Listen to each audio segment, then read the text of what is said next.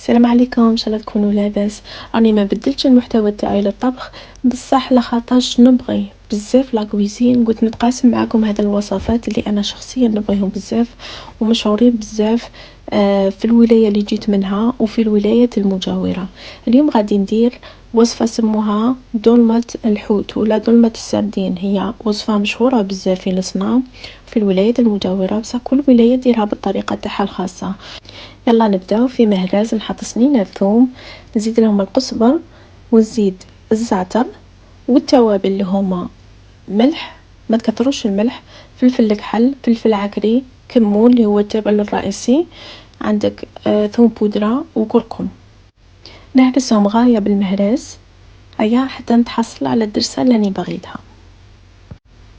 نوجد السردين تاعي، نحيلو العظم والظهر تاعو ضروري نحولو العظم. ومن بعد نزيدو له الدرسة اللي وجدناها وزيدو له تشيشة. في بعض الولايات يديروا له الراوس، كان اللي يديروا له شابيغ، ما احنا في شلف نديروا له تشيشة. نخلط كامل الخليط مع بعض، نحاول نهرس بيدي هذاك السردين باش يتجانس مع الدرسة والتشيشة. ومن بعد نزيد له شوية بيض باش نلم كلش مع بعض، ومن بعدها نشكل كريات. الوقت نروح للاصوص نوجدها، نقطع حبة بصل نديرها في طنجرة مع السمن، تقدروا ديري زيت الزيتون ثاني ولا زيت عادي. ندير سنين الثوم ونخليهم يتقلعوا مع بعض. توابل ندير ملح، فلفل الكحل وشوية كمون، ما تكثروش الكمون، ما ديروش نفس الكمية اللي درناها في الدرسة لخاطرش تجي مرة.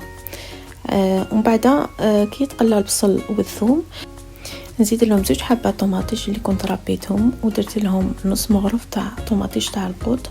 ندير ورقة رند ونخليهم يغلوا. درت لها 2 حبة بطاطا وقطعتها قطع صغيرة. دروك نزيد شوية ماء ونخلي هذوك الكريات تاع السردين يطيبوا.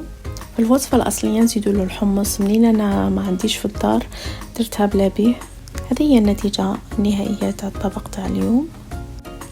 في لي كومنت قولوا لي هل تديروا في الولاية تاعكم ولا لا، وهل نفس الوصفة.